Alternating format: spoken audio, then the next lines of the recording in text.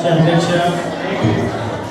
आपल्या स्कूल कमिटीचे सर्व पदाधिकारी, प्राचार्य, पर्यवेक्षक व सर्व शिक्षक, आज मला आदर्श शिक्षक मिळाला म्हणून हा जो सत्कार करण्यात आला तो वास्तविकता माझं एकट्याचं नाही आहे, सगळ्या शिक्षकांचं आणि या विद्यार्थ्यांचं आहे. आम्ही प्रयोग त्यांच्यावर केला, त्याचं फळ आम्हाला मिळालं म्हणून त्याचं कुठेतरी फळ म्हणून आम्हाला या आदर्श शिक्षकाच्या रूपात मिळालेलं आहे. म्हणून या पुरस्काराचे खरे मानकरी विद्यार्थीच आहेत, त्यांच्यामुळेच आम्हाला हे पुरस्कार मिळालेला आहे.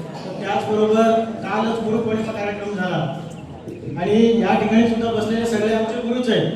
आता पॅटी सर आहेत, आज सुद्धा आम्हाला पॅटी सरांकडे बघून बोलायचं होत नाही, इतकी भीती आम्हाला त्यांच्याकडे पाहिल्यानंतर वाटते. जमादार सर आमचे गुरुच आहेत. आज योगाचे गुरु शिष्य दोघांना एकाच दिवशी आदर्श शिक्षक पुरस्कार मिळाला आणि दोघांनाही एकदाच हा सत्कार करून घेण्याचा योग मिळाला. मैरावडी सर आहेत, धनशेट्टी सर आहेत आणि इतर घोडके सर, हे सर्व माझे गुरुच आहेत. त्यांच्या हाताखाली मी इथं शिकून मोठा झालेला आहे, त्यांचेच संस्कार आमच्यावर आहेत. म्हणून त्यांचं पूर्णच आपण सर्वजण इथं काम करत आलो आणि त्याचं फळ म्हणून आज आपल्याला 15 वर्षानंतर म्हणजे 7 जुलै 2011 रोजी या ठिकाणी लागलो. आणि सर सांगितल्याप्रमाणे SIRचं कामच करत होतो मी. गावामध्ये फिरत असताना इतर कुठलंही काम करायला वेळ नव्हतं सर.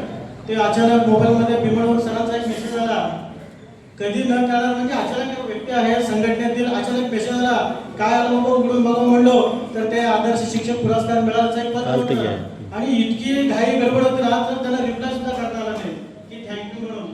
तरी सुद्धा सरांना एक छोटासा मेसेज पाठवला थँक्यू म्हणून. नंतर सर आपले प्राचार्य ते ग्रुपमध्ये टाकले, त्यानंतर सगळ्यांकडून शुभेच्छा वगैरे आले. म्हणजे काम करत असताना SIR चळवळ याच्याकडे आम्हाला थोडा सुद्धा वेळ मिळाला नव्हता, पण तरी सुद्धा या SIRच्या कामांमुळे थोडा विद्यार्थ्यांकडे दुर्लक्ष झालेलं आहे. महिन्याभरात आम्ही जे SIR करत गेलो त्यामुळे थोडासा विद्यार्थ्यांकडे दुर्लक्ष झालेलं आहे.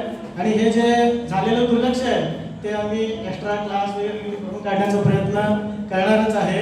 आणि त्याचबरोबर संस्थेनं आमचा जो हा सत्कार केला सहपत्नी, त्यामुळे मी त्यांचा दुधी परिवाराच्या वतीनं मनापासून आभार मानतो आणि माझे छोटेसे 2 शब्द संपवतो. जय हिंद.